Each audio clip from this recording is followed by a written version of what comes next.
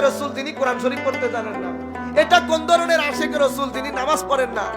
আশিকে রাসূল কখনো বেনামাজি হয় না। আশিকে রাসূল মুআদ্দব হয়, মুত্তাকি পরহেজগার হয়, ভদ্র হয়, নম্র হয়, সহনশীল হয়। আশিকে রাসূল আল্লাহর সহি বান্দা হয়। তাহলে ইয়া আইয়ুহান নাস, ইয়া আইয়ুহাল্লাযীনা আমানু, ইয়া আইয়ুহান নাস পবিত্র কোরআনে 20 বার এসেছে। কয়বার? 20 বার। 10 বার মক্কা শরীফে, 10 বার মদিনা শরীফে।